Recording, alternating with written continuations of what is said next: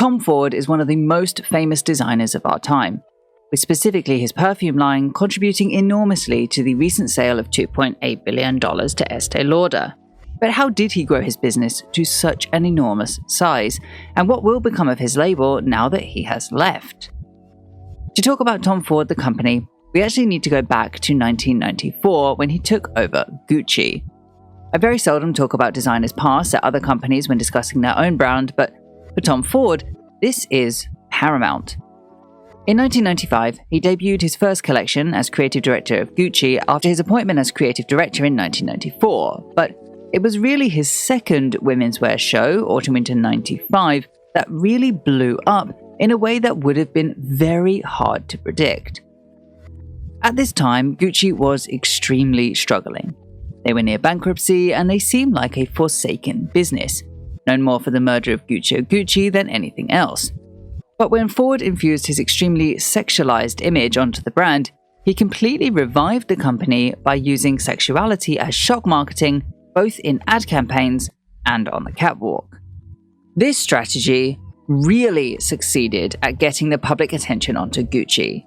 Even if they had to endure a few complaints here and there, attention is evidence to translate to sales, which for Ford meant they made $500 million in 1995 alone, which only continued to increase from there up to $4 billion in 1999. However, what made his Gucci so ingenious is that while he was using shock marketing to get people talking about the company, he also made extremely wearable and commercial garments that were easy for people to integrate into their wardrobe. He became known very quickly for his hybrid aesthetic for the brand that was a lot of nudity and raunchiness mixed with straight lines, suits, and a lot of black that was presented well with the raw sexualism in his collections. In addition to his visual aesthetic taking the public by storm, he was actually very successful at the business side of it too. For example, helping Gucci shake off a nearly successful hostile takeover bid from LVMH. So he was not only an exceptional designer, but he was a phenomenal businessman, something obviously noticed by the entire fashion industry, especially after he helped oversee the acquisition of Yves Saint Laurent in 1999, which really turned this failing business into the Gucci Group that we know as a powerhouse today. It seemed from his time at Gucci that he was so clever about the way that he conducted business and the way that he marketed himself that anything that he did would be a success. So, after a bit of a disagreement with the Gucci leadership, Tom Ford and then Gucci head Domenico De Sole split from all the Gucci-affiliated companies in 2003. Obviously Gucci, Yves Saint Laurent, where Ford was also head designer, and all the other brands where Ford and/or De Sole held roles of leadership. A full 2 years later, in 2005, together along with a deal with Zegna, they would go on to create Tom Ford. But the reason all of that Gucci history is so important is that the business and the marketing that Domenico De Sole had overseen and perfected at Gucci heavily influenced the business setup of Tom Ford, just on a simpler, obviously smaller, and definitely more luxurious scale. They had their business plan well formulated before anything was released, with Ford, De Sole, and financiers the Americo Amorim Group as the main shareholders, and plans for a whole product range, including ready-to-wear, to bring attention to the company. For promotion, they had plans for the Tom Ford branded sexualized shock advertising campaigns, which is one of the most cost-effective ways to create buzz around a business. And for points of sale, they had a store on Madison Avenue that opened in April 2007, with 4 more planned for the near future. The first collection, which was released in 2006, never officially had a catwalk show. And that was intentional. It wouldn't really have fit with this new exclusive luxury positioning of the brand, and so for branding, it made more sense to not have a catwalk show and instead invite specific guests to the showroom to show them what they individually and directly could buy from the company. The menswear was all produced by the Zegna Group and was at an extortionately high price point, with even products as trivial as socks costing an alleged £100. So this venture was very niche, very targeted at the uber wealthy client, and very difficult to actually attain a piece for oneself, except for some very interesting and very well positioned cash cows. We've discussed the BCG Matrix before, which shows us the 4 different kinds of products or unit lines that a company can have in relation to the others. One side of this, the stars and the question marks, is to gain media attention, while the bottom 2 are to gain financial stability for the company. These have a symbiotic relationship, and both are as important as each other. In the case of the Tom Ford Company, much like any new business, the first collection begins as a question mark, but then may transition into a star once it proves itself to be financially viable, which in this case it did. But actually, for this, the beginning of Tom Ford, what's more interesting is the cash cows. For most brands, 2 of whom we've talked about, Otterling and Miu Miu, their cash cows are sort of found over time if they are a fashion product or accessory. Or for brands like Mugler, they come as licensed products after the namesake is well established. But with Tom Ford already being this huge name in fashion, the company incredibly began with several in the form of licensing agreements. They had sunglasses, which were licensed to a company named Marcolin that developed the Tom Ford glasses and sunglasses with the very famous T signature, and fragrances and beauty products were both licensed to Estée Lauder. Interestingly, these also happen to be the only 2 areas that Gucci at the time were producing through licensing, something that undoubtedly was planned by De Sole. Furthermore, this is a decent amount of license agreements for a company to have within their first year alone, and goes to show how valuable the Tom Ford name was in the industry at the time. But the businessmen were very careful with not diluting the brand, exclusively coming out with products from very reputable companies that they could trust not to dilute the brand. Actually, even in the ready-to-wear, where they had a much heavier hand in design and distribution, they were equally as careful about their exclusivity, choosing to release the first collection exclusively in their own Madison Avenue store, and then going on to only provide celebrity endorsement exclusively for Daniel Craig in James Bond: Quantum of Solace, which would be the perfect place to reach his target audience. He did also obviously later have his own movies, but they weren't connected to the brand, more just a personal project, but did feature a lot of Tom Ford clothing. But interestingly, through these early years, you'll notice there's little actual fashion to show.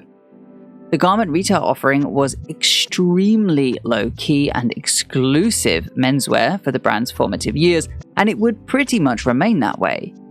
Until 2010, when he released his first women's wear collection, Spring/Summer 11.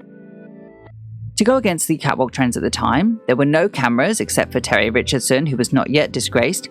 It was not live-streamed, as was the upcoming trend, and the show was incredibly intimate. Many of the models who walked were simply Tom's friends, including people like Beyoncé and Julianne Moore, who weren't even told that there would be a catwalk until after they arrived. So it had this real spirit of exclusivity and intimacy that the Tom Ford label had come to represent.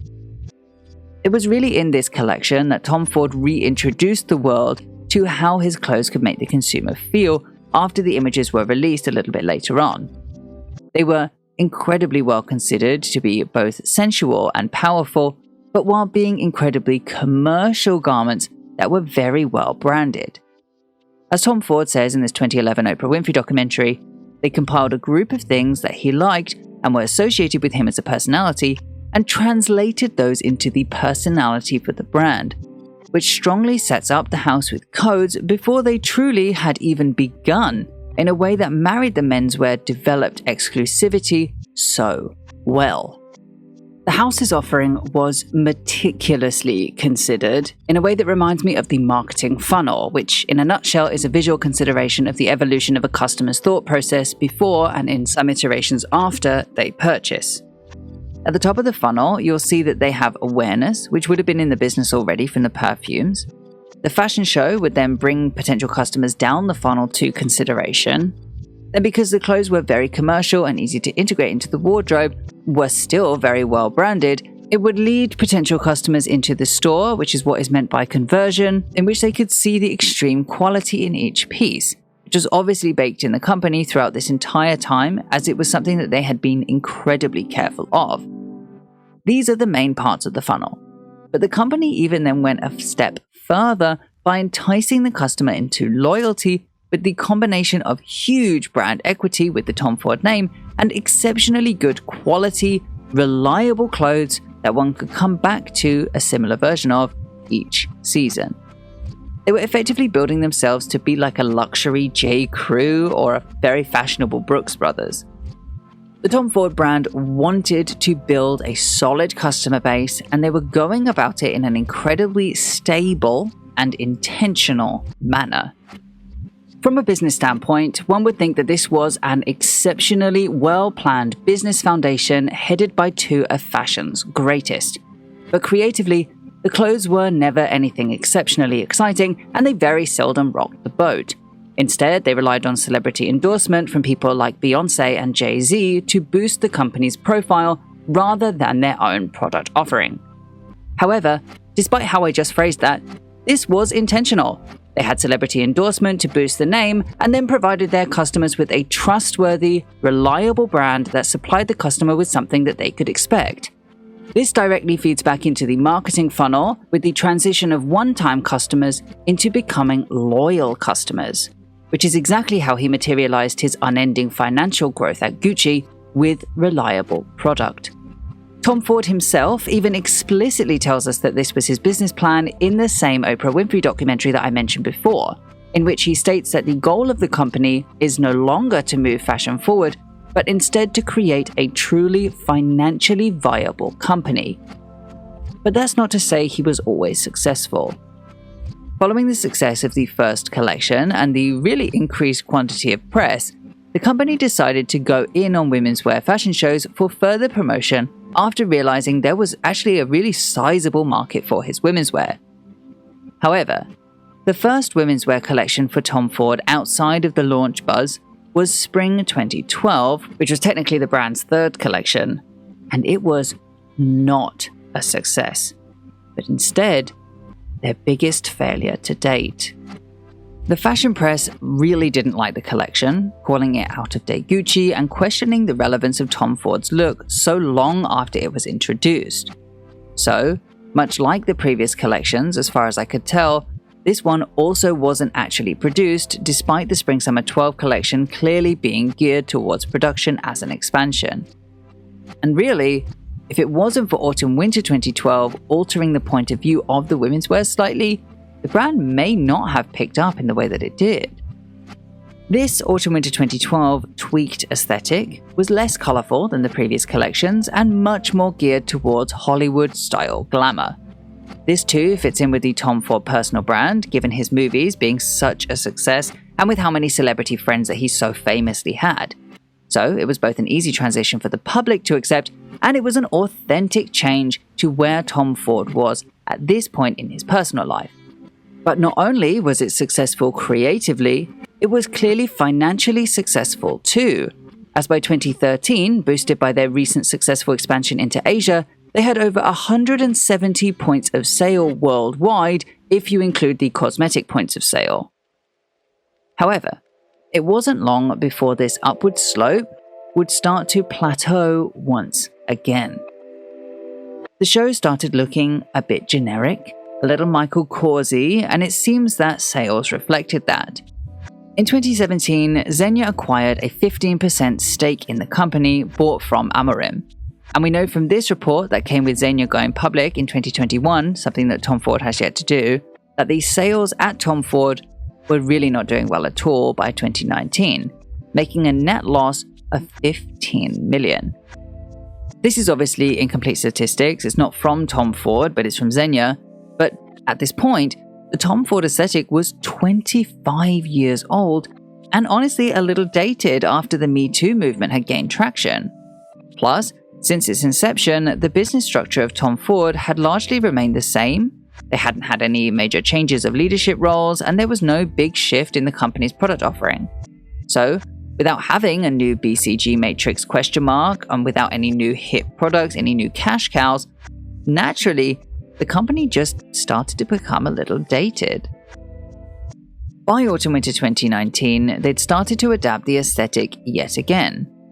I like these first few looks, so I'm including them specifically, but Except for a few new looks, there really wasn't a huge quantity of truly new concepts from the brand, continuing these quite dated, shiny suits and bringing back the red velvet blazers that Tom Ford had a moment with at Gucci because of Gwyneth Paltrow all the way back in autumn-winter 1996.